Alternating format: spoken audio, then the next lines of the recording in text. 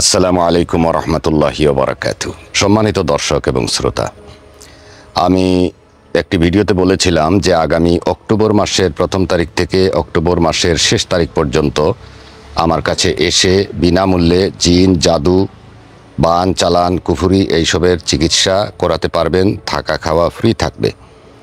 যাদের থাকার প্রয়োজন আছে তারা থাকতে পারবেন, খাওয়া আমি পরিবেশন করব এবং তদবিরটা আমি বিনামূল্যে করে দিব।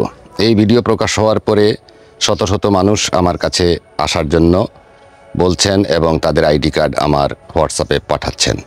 তো আমি একটা কথা ওই ভিডিওতে বলতে ভুলে গিয়েছিলাম যে যারা আসবেন বা যারা বিনামূল্যে চিকিৎসাটা নেবেন তারা প্রথমত রুহানি হাজিরা করিয়ে সেটা শিওর হতে হবে। আমি জানতে হবে যে আপনার সমস্যা কি, আমি সেই সমস্যার সমাধান করতে পারবো কি পারবো না।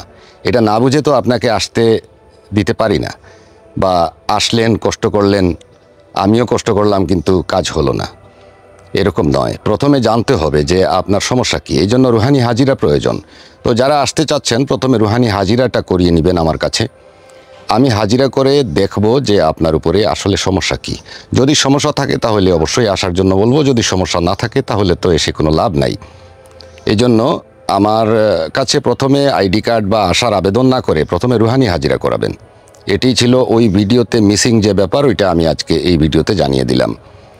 ইনশাল্লাহ অনেক সময় দেখা যায় যে অনেক শারীরিক রোগকে অনেকে মনে করেন যে এটা কোনো জিনের সমস্যা বা জাদুর সমস্যা, বা অনেক ভুয়া কবিরাজ বা ভুয়া মোল্লা টোল্লা এগুলা মানুষকে ধোঁকাবাজি করে জিন জাদুর কথা বলে থাকে। তখন অনেকে মনে করেন যে রুহানি মামার কাছে গিয়ে সেটা বিনামূল্যে কাজ করিয়ে আসবো।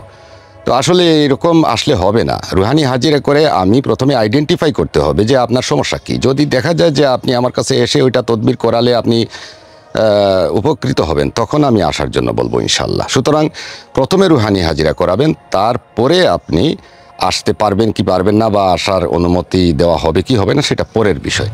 সুতরাং এই বিষয়টা আজকের এই ভিডিওতে বলে দিলাম। সবাই মনোযোগের সহিত ভিডিওটি অবশ্যই দেখেছেন, এই জন্য আন্তরিকভাবে আপনাদেরকে ধন্যবাদ জানাই। সবাই আমার জন্য দোয়া করবেন, আমিও আপনাদের জন্য দোয়া করছি ইনশাল্লাহ।